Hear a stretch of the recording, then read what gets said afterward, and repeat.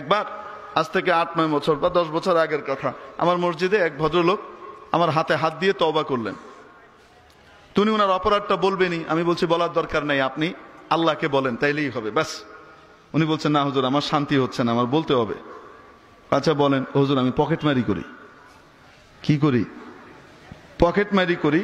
আর আজকে আপনি বয়ান করছেন অন্যের হক বান্দা মাফ না করলে আল্লাহ মাফ করে না, তা আমার কি উপায় হবে?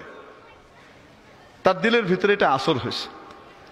হুজুর আমি তওবা করছি, আর কোনোদিন পকেটমারি করব না, দাঁড়িটারি কিছু নাই। তো আমার কাছে এই লোকটাকে বড় ভালো মনে হলো যে উনি অন্যায়ের পথ থেকে প্রত্যাবর্তন করে কোন দিকে যাচ্ছেন? হকের দিকে যাচ্ছেন। সত্য সন্ধানী মানুষ, যারা সত্য সন্ধানী হয় আল্লাহ তাআলা তাদেরকে হেদায়েত দিয়েই দেন। ওই পকেটমার সাহেব কি করেছেন?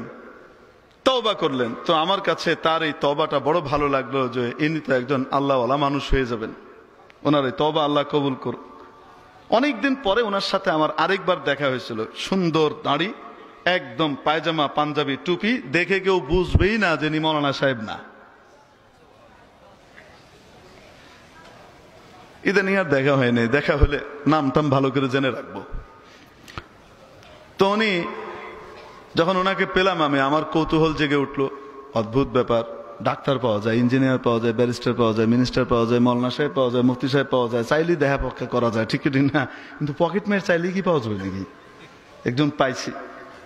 তো আমি কৌতূহল বশত জিজ্ঞেস করলাম, ভাই আপনি কয়দিন ধরে পকেটমারি করেন? অনেকদিন হয়েছে হুজুর, আমি অভিজ্ঞ। তা আমি জিজ্ঞেস করলাম ধরা পড়েননি? না না না, ধরা পড়ে যারা, ওরা অ্যামেচাররা ধরা পড়ে। যারা পরিপক্ক এই ব্যাপারে, সার্টিফিকেট যাদের আছে, লাইসেন্স প্রাপ্ত, তারা ধরা পড়ে না। আমার কৌতূহল আরো বাড়লো, লাইসেন্স আর সার্টিফিকেট এটা আবার কি? তো বলছে হুজুর এটার ইনস্টিটিউট আছে কমলাপুর স্টেশনের পাশেই, একটু দূরে কাছাকাছি একটা জায়গাতে ইনস্টিটিউট আছে, ওখানে পকেটমারি বিদ্যা শেখানো হয়। তো আমি জিজ্ঞেস করলাম কি শেখানো হয়, কি পড়ানো হয়? ওখানে অনেক কিছু পড়ানো হয়, সাইকোলজি পড়ানো হয়, মনোবিজ্ঞান পড়ানো হয়।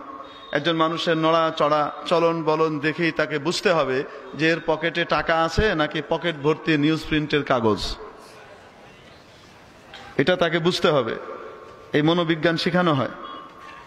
কার পকেট কোন জায়গায় থাকে, কোন পকেট কিভাবে কাটতে হবে, সেটাও শেখানো হয়।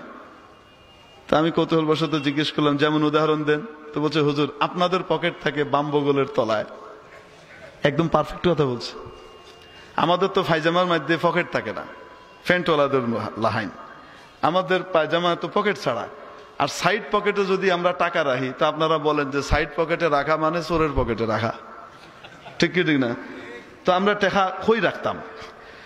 তো আমরা দর্জিরারে খই দিলা, তাই আমরা লাগি ছোট্ট একটা পকেট এই বাম বগলের তলাত লাগাই দিলা।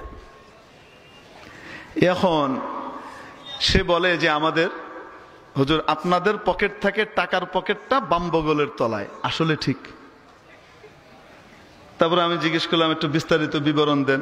হুজুর আমাদের বিভিন্ন স্টেজে পড়ালেখা হয়, ক্লাস হয়, তারপরে পরীক্ষা হয়, এরপরে প্র্যাকটিক্যাল হয়, ইন্টার্নশিপ করা লাগে আমাদেরকে। ডাক্তাররা যেমন 5 বছর MBBS পড়ে 1 বছর দক্ষ প্রফেসরদের তত্ত্বাবধানে প্র্যাকটিক্যাল করেন, ইন্টার্নশিপ করেন, আমাদেরকেও দক্ষ পকেটমারের, অভিজ্ঞ পকেটমারের তত্ত্বাবধানে থেকে, সোহবতে থেকে ভালোভাবে ইন্টার্নশিপ কমপ্লিট করা লাগে।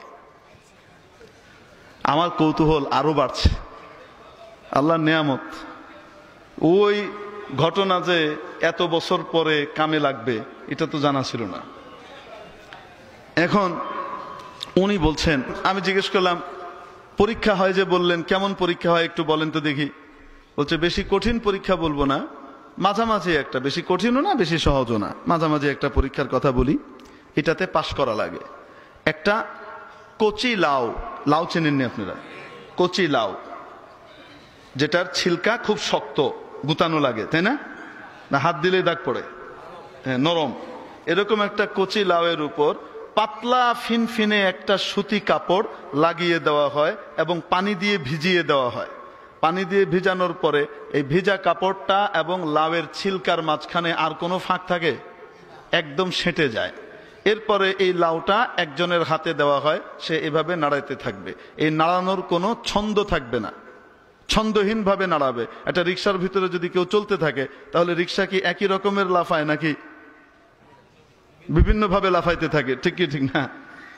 তো পকেট মারবে একজনের, রিক্সার ভিতরে মারলো, বাসে মারলো, ট্রেনে মারলো, তো নড়াচড়া অবস্থায়, মুভিং অবস্থায় তো মারতে হবে। এজন্য তার প্র্যাকটিক্যাল পরীক্ষাটাও এরকম।